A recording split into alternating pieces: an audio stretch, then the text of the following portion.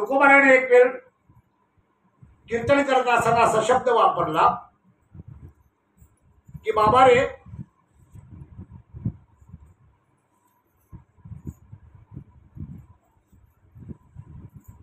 भगवंताच्या नामाचं चिंतन जर केलं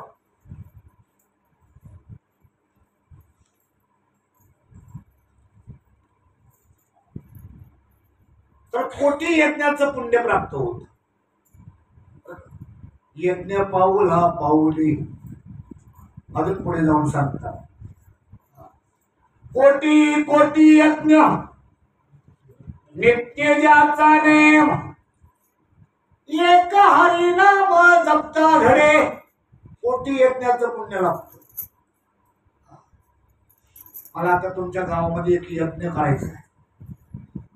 2 नवरा बायकोच्याकडून 5,000 रुपये घ्यायचे. असं कुंड 2-4 त्या विटा लावतात ना ते, आणि तिथं तुम्हाला सांगायला आणायला सांगायचं 1 किलोवर तूप आणायचं है ना, आणि त्या समेत आणायच्या आणि त्या तूप त्याच्यामध्ये स्वाहा स्वाहा डोळ्यात धूर घालून घ्या आणि असं बसवायचं. 5,000 पण मिळतील, बरं की नाही. 1 डोळ्याला 5,000 असं 100 ते बनवायचं ते, बरं की नाही. आणि अशी यज्ञ करायचं. तर ज्ञानोबाराय म्हणतात, कोटी कोटी यज्ञ नित्य ज्याचा नेम. एक श्वास घेतला आणि सोडला नामाच्या आठवणीनं, तर कोटी यज्ञाचं पुण्य लागतं. किती? कोटी. येथे दौडवणी श्वास श्वास आणि व्यर्थ करीती उपवास. हा सोमवार होता वाटतं तुम्हाला, श्रावण महिन्यातला होता ना. हो, मला माझा तो आपला काय भाऊ, त्याचं नाव आता भगवान भाऊच्या बाजूला आपला कैलास भाऊ. पुण्य लागतं. एक नाम फक्त श्वास घेणं आणि सोडणं एवढं. जर त्या नामाच्या चिंतनाने म्हणजे आठवणीनं तो श्वास घेतला आणि सोडला तर कोटी यज्ञाचं पुण्य लागतं. असं तुकोबाराय रात्री कीर्तनामध्ये बोलले. आपल्या पोथीतूनच चालू आपण पुढे, बरोबर. आणि एक ब्राह्मण बरोबर होता तुकोबारायांच्या, त्याच्याकडं असं उपरणं होतं तुम्हाला सांगतो. आणि त्या उपरण्याला प्रत्येक वेळेला एक श्वास घ्यायचा आणि एक गाठ मारायचा. काय करायचा? एक अशी गाठ मारायचा. एक श्वास घ्यायचा, एक गाठ मारायचा. असं पुढं पुढं पुढं पुढे गेला आणि अख्खा पंचा त्याचा जो होता तो गाठीनं पूर्ण झाला. सगळ्यात मला काय म्हणायचे. आणि मग तो पुढे जात असताना काही काळ लोटून गेला. त्याने तो गाठ मारून ठेवलेली. कोटी कोटी यज्ञ नित्य ज्याचा नेम, एक हरिनाम जपता घडी. आणि एक दिवस काय झालं, एका बामणाला मुंजा लागला. काय लागला? मुंजा. आता मुंजा लागला. आता तो मुंजा एवढा खविश एवढा भारी होता, बरं का. काही खविशले भारी असतं ते. तो त्या बामणाला लागल्याच्या नंतर तो बामण नुसता घुमायला लागला. आणि घुमायला लागल्याच्या नंतर बऱ्याच ठिकाणी जाऊन आला, देवदेव करून आला, सगळं काय करून आला, पण त्याचा तो मुंजा काय उतरत नाही. त्यावेळेला तो मुंजा तोंडाने बोलायला लागला, जर कोणी मला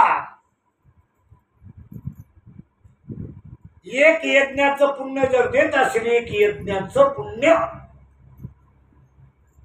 तर मी ह्या माणसाला सोडून देईन, मोकळा करेन. ते यज्ञाचं पुण्य मला पाहिजे, कारण मी या प्रेत योनीमध्ये भटकतोय. मला ज्याकडे ते पुण्य कमी पडतंय म्हणून मी याला धरलंय. आता त्या बामणापर्यंत ही गोष्ट गेली. ज्याने गाठ मारली होती ना, माझी गाठ कुठे गेली, अशी गाठ मारली त्याने, त्याच्यापर्यंत ती वार्ता गेली. बाई त्याने काय केलं माहिती का, तुम्हाला सांगतो. माय त्यासाठी आणा त्याला.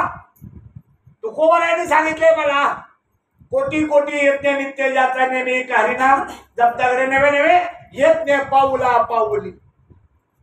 त्याने काय केलं, अशी गाठ घेतली, पाणी घेतलं ग्लासभर, आणि ती गाठ आहे ना बाय चाकून कापली, पाण्यात बुडवली. काय केली? चाकून कापली ती गाठ आणि पाण्यात बुडवली आणि ते पाणी त्या मुंजा त्याच्या अंगात आला होता, त्याला प्यायला दिलं. त्याने आभार मानले, तृप्त झालो म्हणे, आणि तो निघून गेला.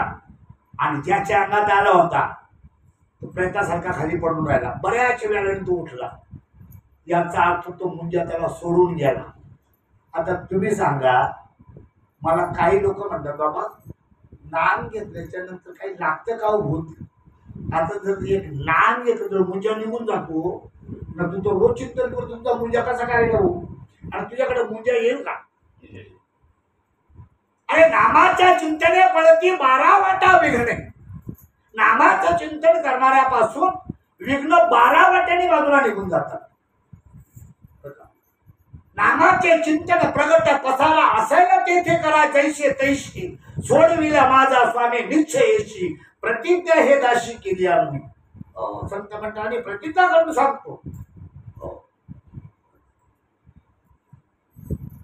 पण नामाच्या विषयी आमच्या मनामध्ये संशय येतो. कोणाच्या येतो? चिंतन न करणाऱ्याच्या मनात संशय येतो. चिंतन कशासाठी करायचं? संशय जाण्यासाठी चिंतन. बरं का माय? संशय जाण्यासाठी चिंतन आहे, संशय राहण्यासाठी चिंतन नाही. आणि तुम्हाला सांगतो, त्याने सांगितलं की एकदा संतांनी तो शब्द आपल्या कानामध्ये टाकला, संदेहाच्या सुटल्या गाठी आणि झालो पोटी शीतळ. झाली संध्या संदेह माझा गेला, आत्मा राम हृदयी प्रगटला. नामाच्या चिंतनाने आत्मारामात येतो. तुका म्हणे देह भरीला विठ्ठले आणि काम क्रोधे घर केले ते. आत विठ्ठल आला तर बाकीचे सगळे बाहेर जातात. मग आत हरी आला, मग ते सांगतात करिता अच्युत चिंतन सप्रेम गही बरे मन. ज्या वेळेला त्या अच्युत नामाचे चिंतन करतो त्यावेळेला मन गहीवरून येतो.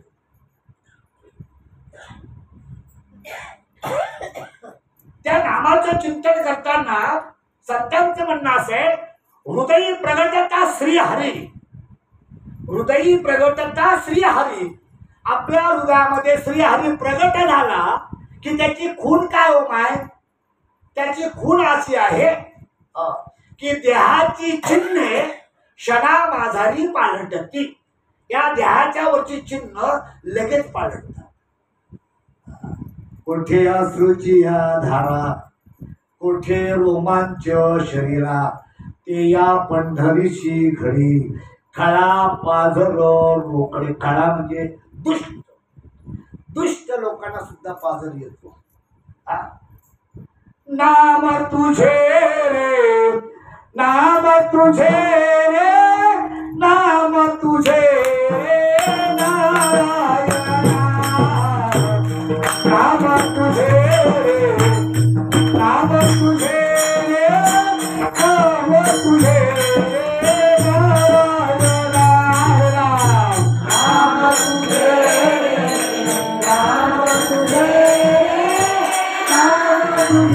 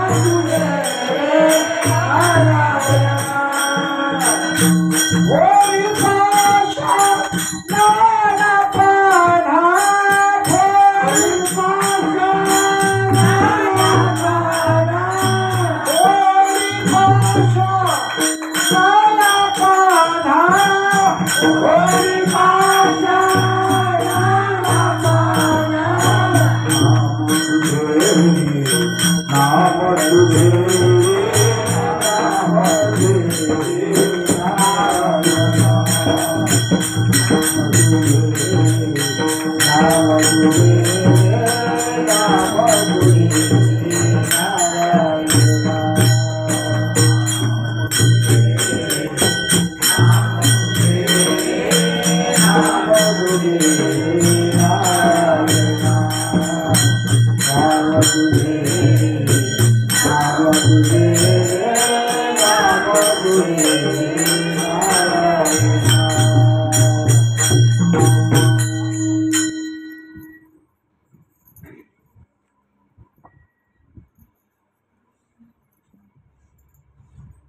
भगवत दगडाला सुद्धा पानं फुटतो. कशाला फुटतो? दगडाला पाना. आता आपण दगड आहेत का? आम्हाला पाना फुटत नसेल तर मग काय म्हणायचं? त्यामुळे दगड म्हणायचे नाही. त्याचे पुढे सांगतात, मातीची या खोळे दगड आला.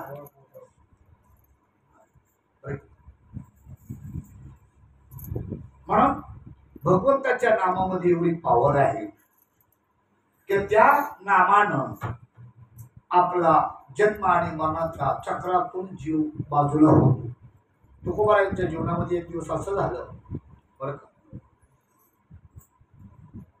एक ठिकाणी तुकोबाराय कीर्तनाला जात असताना असं काही जंगलातून रस्ता होता. त्या रस्त्याने चालत असताना अचानकपणे मेंढरावाल्यांच्याकडे कुत्री असतात, नाही तर असतात ना, मेंढर राखायला असतात ना लोक, त्यांच्याकडे कुत्री असतात. त्याच्यामध्ये एक असा कुत्रा होता. तर तो कुत्रा माणूस दिसला ना वेगळा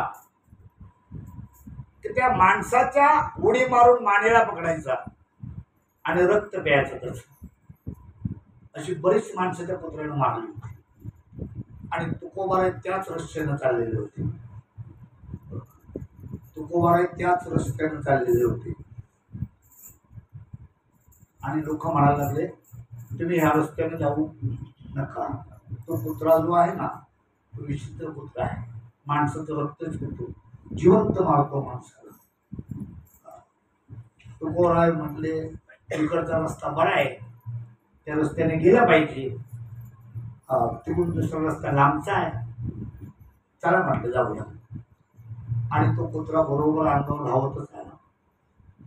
आल्याच्या नंतर एवढंच म्हटले, तुझं गुरगुर करणं कधी थांबेल? काय म्हटलं? तुझं गुरगुर करणं कधी थांबेल? एवढंच बोलले. कुत्रा जागेवर थांबला. परत आयुष्यामध्ये त्याने गुरगुर केलं नाही. मला विषय सांगू, संतांची नजर पडल्याच्या नंतर हिंस्र पशु सुद्धा माणसाळले जातात. माणसं जर बदलत नसतील तर त्यांना माणसं म्हणता येईल का? बघा ना, माझ्या श्रीपाद बाबांचं प्रसंग सांगतो तुम्हाला.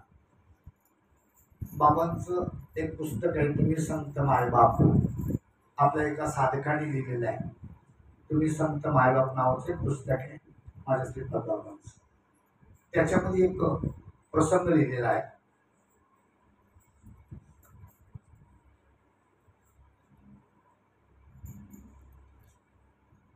त्या गावामध्ये बाबा गेले होते दोघी पण. त्या गावामध्ये त्या शेवटच्या घराच्या पाठीमागे, त्या गावामध्ये शेवटला घर होतं त्या आपल्या साधकाचं. त्याच्या घराच्या पाठीमागे त्याच्या शेजारचे 2 बैल बांधलेले होते. मारके बैल होते, खिल्लार बैल होते. त्या बैलाच्या समोर माणूस गेला तर तो बैल दाव तोडून, ती कासर तोडून धावायचा आणि त्या माणसाला लोळल्याशिवाय राहायचं नाही, असं त्या बैलाची ख्याती होती. सकाळी श्रीपाद बाबा उठले आणि आता आपल्याकडं शौचालय झाले. पहिले डबा घ्यायचा आणि जायच्या दिशेला जायला लागले. बाबाने डबा घेतला आणि निघाले त्या बाजूला जिकडं तो बैल होता. आता आपल्या साधकाने पाहिलं, धावत धावत बाबा बाबा तिकडे नका जाऊ, बाबा तिकडे नका जाऊ, तो लांबच. तो बैल आहे ना म्हणे मारतो. बाबा म्हटलं असं ना, असं दे बघू. बाबा पुढे निघून गेले. तो साधक इकडंच थांबला. त्याला वाटलं आता बाबांचं काय खरं नाही. बाबा त्या बैलाजवळ गेले. बैलाने मुंडी सुद्धा हलवली नाही, पाठीवर हात मारला आणि एवढंच बोलले, भाऊ नाही ना शिंग हलवायची, याच्यापूर्वी शिंग हलवली तुम्ही, आता पुढे काही गोष्टी चांगल्या करायच्यात आपल्याला, एवढंच बोलले. त्या बैलाचा जीवनामध्ये त्या बैलाने पोरं त्याच्या पोटाखालून शिकून त्या बाजूला निघायचे, पण त्यांनी शिक कधी हलवलं नाही. नवे हा सामान्य महिमा संतांचा, नैवेद्य हातीचा मूर्ती जीव. मला सांगतो, माझ्या नामदेवाच्या हातून नंदी, कुठला दगडाचा नंदी, त्याने चारा खाल्ला. कळलं का तुम्हाला? अजून पुढे जाऊन सांगता की संतांनी एकदा ज्याच्याकडे पाहिलं बरं का, ज्ञानोबा म्हणतात तो जेवता ज्या दृष्टीने त्याच्याकडे पाहिलं तेवढी दिशेला सगळी सुखाची सृष्टी होती. कारण संतांच्या नजरेमध्ये फक्त कारुण्य, प्रेम आणि प्रेमच असतो. संतांनी कधी कोणाकडे रागाने पाहिलेलं मला तरी नाही वाटत. पाहिलं असेल, आमच्याकडे पाहिल्याच्या नंतर पोरं म्हणे बाबा नकोच. आपलं लेकरू सुद्धा आपल्या समोर जेवायला बसत नाही, मात्र फिसकते म्हणजे नुसतं.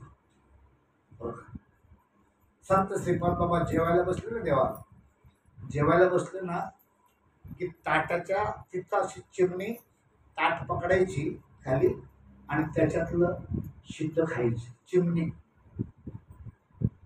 कळलं तुम्हाला? एवढं प्रेम होतं त्यांच्याकडं. पशुला सुद्धा कळतो. आणि म्हणून संत जे आहेत, संत भक्त प्रेमाचे सागर असतात. आणि संतांनी बाकी दुसरं काहीच नाही केलं. निडती काही टाणा टोणा, नामस्मरणा वाचून. संतांच्याकडे बाकी काहीच नाही, फक्त नाम नाम आणि नाम. ज्ञानदेव तुकाराम, ज्ञानदेव तुकाराम, ज्ञानदेव तुकाराम, ज्ञानदेव तुकाराम, ज्ञानदेव तुकाराम, ज्ञानदेव तुकाराम, ज्ञानदेव तुकाराम,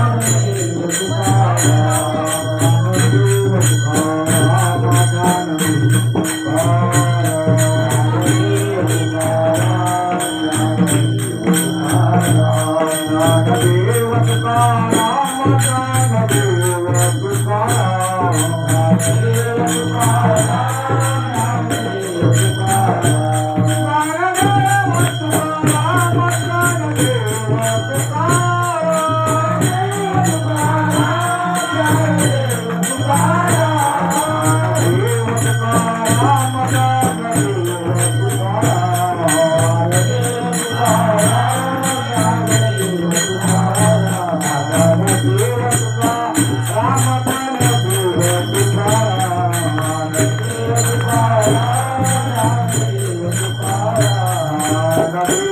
Bye.